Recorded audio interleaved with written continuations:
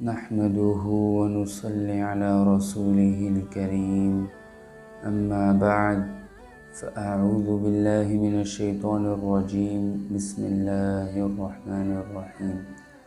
میرے محترم بھائیو بہنوں، السلام علیکم ورحمۃ اللہ وبرکاتہ۔ ہمارے الحمدللہ نماز کے مسائل چل رہے ہیں، تو آج ہم انشاءاللہ آپ کے سامنے نماز کا چوتھا اہم مسئلہ بیان کریں گے، اور یہ مسئلہ بہت ہی نازک اور اہم مسئلہ ہے، جس میں اکثر لوگ چاہے عوام ہو یا خواص سب مبتلا ہیں، اور وہ مسئلہ نماز میں کھانسنا یا کھجلانا ہے۔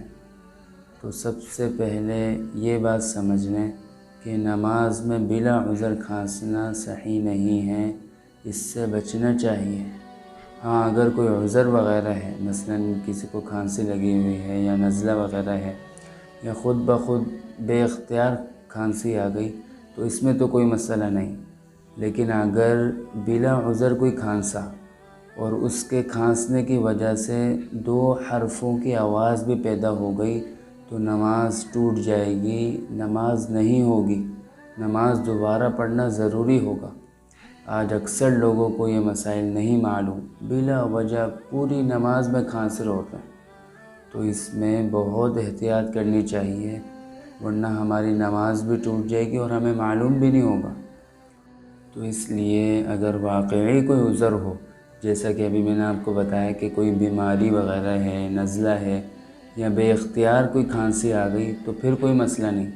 لیکن اگر بلا عذر کھانسی کی اور کھانسنے کی وجہ سے 2 حرف کی آواز پیدا ہو گئی، تو نماز ٹوٹ جائے گی، نماز دوبارہ پڑھنا ضروری ہوگا۔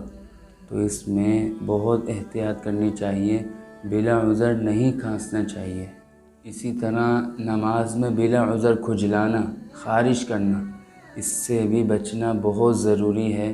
یہ مکروہ تحریمی ہے، یعنی بلا عذر نماز میں 1 مرتبہ بھی کھجلانا حرام ہے۔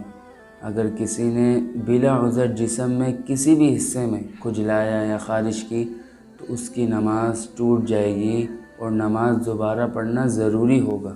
آج اس مسئلے کا کسی کو علم نہیں، پوری نماز میں آپ دیکھو کوئی خارش کر رہا ہے، کوئی کھانسی کر رہا ہے، کوئی داڑھی سے کھیل رہا ہے، کوئی رانوں میں کھجا رہا ہے، کوئی کہاں کھجا رہا ہے، کوئی کہاں کھجا رہا ہے۔ تو ان چیزوں سے اپنے آپ کو خوب بچانا، ورنہ نماز نہیں ہوگی، اور اپنی نماز میں خشوع پیدا کرنا۔ قرآن میں اللہ تعالیٰ فرماتے ہیں، اپنی نمازوں میں خشوع پیدا کرنے والے کامیاب ہو گئے۔ قد افلح المؤمنون الذین هم فی صلاتهم خاشعون۔ وہ لوگ جو اپنی نمازوں میں خشوع کرتے ہیں، اللہ نے ان کو کامیاب کر دیا۔ تو اس لیے میرے بھائیوں بہنوں، نماز کے مسائل کو سیکھنا اور پھر اس پر عمل کرنا، کیونکہ انسان جب نماز میں کھڑا ہوتا ہے تو اللہ کے سامنے ہوتا ہے، اس لیے خوب خشوع و خضوع کے ساتھ نماز پڑھنا، اور ایسی تمام چیزوں سے اپنے آپ کو بچانا جو نماز ٹوٹنے کا ذریعہ بنے، خصوصاً بلا عذر نماز میں کھانسنا، کہ اس سے کم از کم 2 حرف پیدا ہو جائیں، اس سے اپنے آپ کو بچانا، اور نماز میں بغیر ضرورت خارش سے بھی بچنا۔ امید ہے آپ یہ مسائل سمجھ گئے ہوں گے۔ اللہ تعالیٰ سے دعا ہے کہ اللہ تعالیٰ ہمیں عمل کی توفیق عطا فرمائے اور دین کا علم حاصل کرنے کی توفیق عطا فرمائے۔ وآخر دعوانا ان الحمد للہ رب العالمین۔